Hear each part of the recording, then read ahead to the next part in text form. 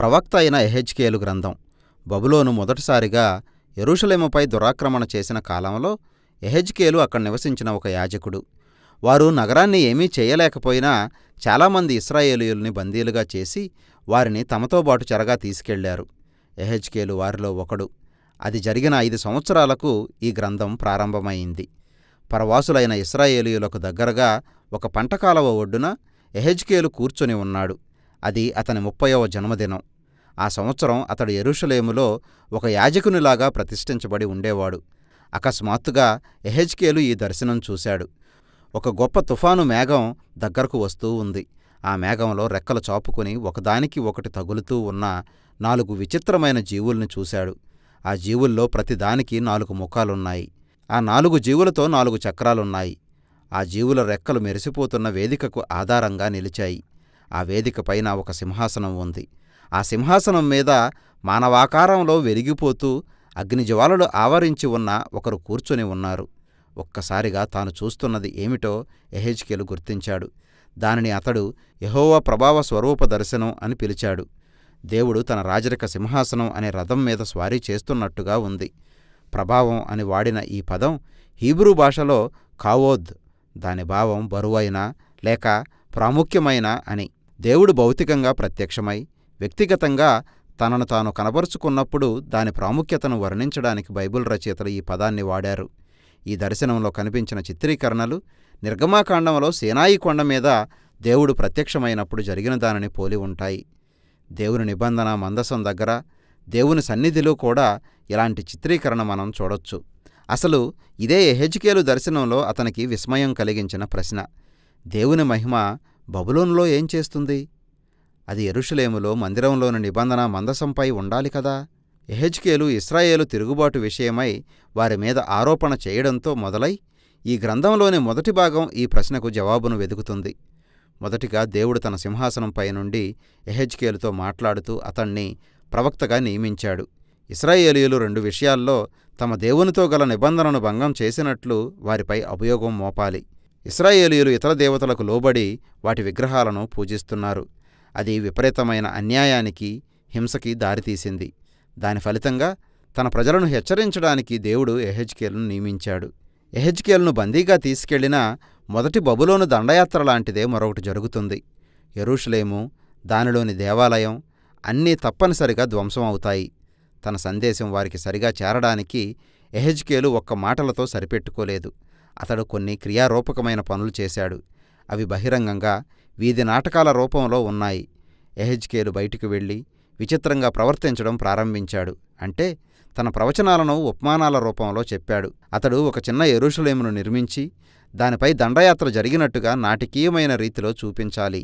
అలాగే అతడు తన తలను బోడిగుండు చేసుకుని ఆ వెంట్రుకలను ఒక కత్తితో చెదరగొట్టాలి. వీటిలో అతి తీవ్రమైనదేమిటంటే పాపపరిహార దినం నాడు విడిచిపెట్టే మేకలాగా నటించాలి.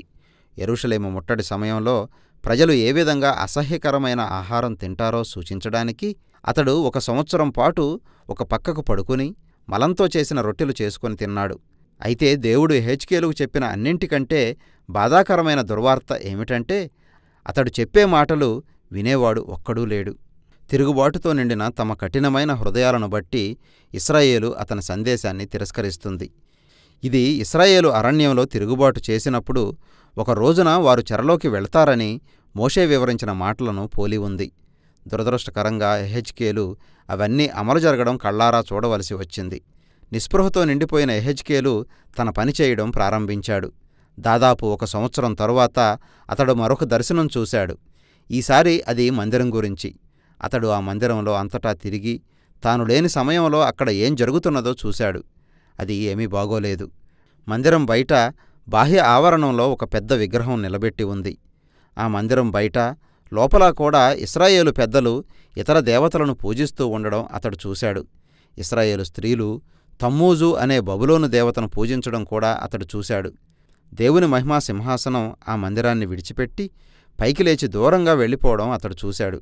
అది మందిరాన్ని విడిచిపెట్టి తూర్పుగా సాగి బబులోను వైపు ప్రయాణించింది. కాబట్టి 11వ అధ్యాయంలో దేవుని మహిమ యెహెజ్కేలుకు బబులోనులో ఎందుకు ప్రత్యక్షమైందో మనకి అర్థమవుతుంది. ఇశ్రాయేలీయుల విగ్రహారాధన, వారి నిబంధనా భంగం ఎంత విచ్చలవిడిగా తయారయ్యాయంటే దేవుడు తన మందిరాన్ని విడిచిపెట్టాడు. వారు ఆయన్ని తరిమివేసినట్టయింది. ఆయన ఆ మందిరాన్ని వినాశనానికి అప్పగించాడు. అయితే దేవుడు తన ప్రజల్ని విడిచిపెట్టలేదు. దానికి బదులు ఆయన వారితో కలిసి చెరలోకి వెళ్ళాడు.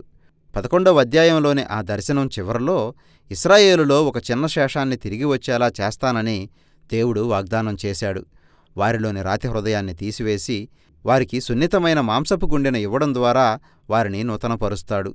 తద్వారా వారు తమ దేవుణ్ణి ప్రేమించి నిజంగా ఆయన్ని వెంబడిస్తారు. ఇది ఒక చిన్న ఆశాకిరణంలాగా ఉంది. అయితే వారి పైకి రాబోతున్న వినాశనం ముందు అది కనబడకుండా పోయింది. ఈ 11వ అధ్యాయంలో ఒక కీలకమైన మార్పు కనిపించింది.